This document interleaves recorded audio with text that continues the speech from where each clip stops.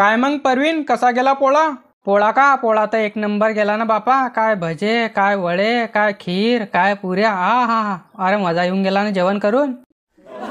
बस खायच्याच गोष्टी करजो, काही कामाधंद्याच्या गोष्टी नको करजो.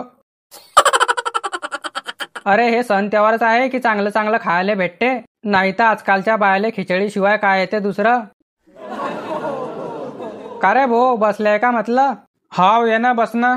बस काय 7 तारीखले गणपती बसताय ना, काही तयारी करताय की नाही? हो यार, 7 तारीखले गणपती बसताय, अजून तर सर्व तयारी बाकी आहे आपली. मग तेच ना, त्यानं आपल्या मूर्तीले कलर गिलर केला की नाही काय माहित बारे.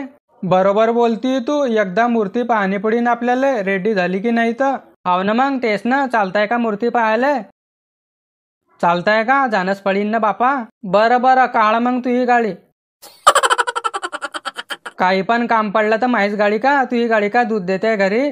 काढ ना, तुझी गाडी जरा चांगली पागल, लागलं तर मग पेट्रोल टाकून देऊ भाऊ. वय 2.5 लाख रुपयाची गाडी येते, पेट्रोलची धमकी देतोय का मला? हो ना, तर पेट्रोल टाकून देईन म्हणे. काढणार परवीन, काजलच्या घराकडून गाडी टाकून. तसं मी काढत नव्हता, पण देवाचं काम आहे तर काढतोय मी. हा, कितला हरामखोर आहे तू, माहित आहे ना मला. काजलचं नाव काढलं तर काढतोय तो गाडी. काही पण असो, बाकी परवीन गाडी एक नंबर आहे तुही. मग रे भाऊ, गाडी पाहूनच तर काजल फिदा झाली आपल्यावर.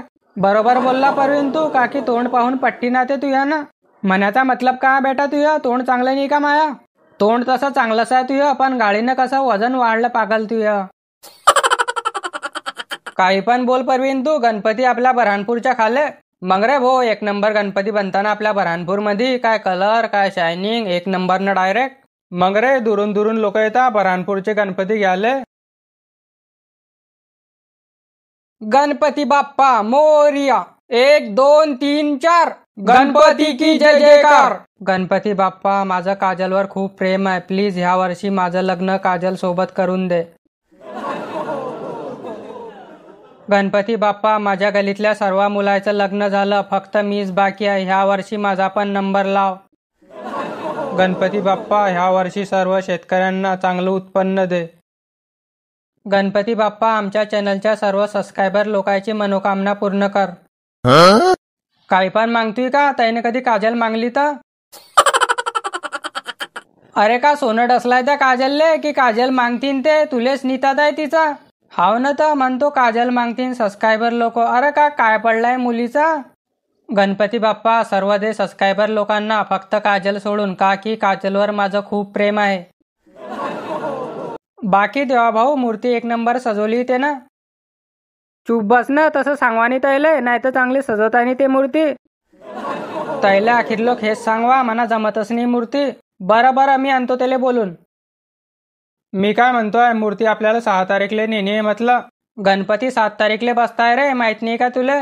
ते माहित आहे मला, पण 7 तारीखले कधी दिवसभर पाणी आलं तर मग? हा, ते पण आहे म्हणा, नाही तर माहित पडते 7 तारीखले वयावर वय येत आहे निसते.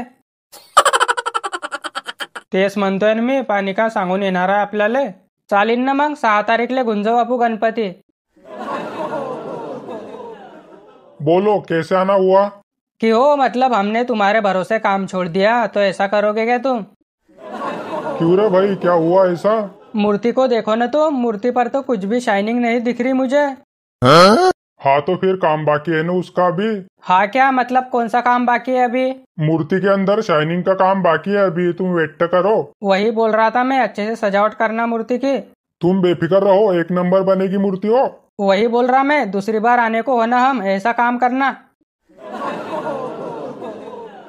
पाय रे देवा, हे मूर्ती केवढी भारी आहे, हे घ्यायला पाहिजे होती आपण. माहित आहे का तुला कितीची मूर्ती येते?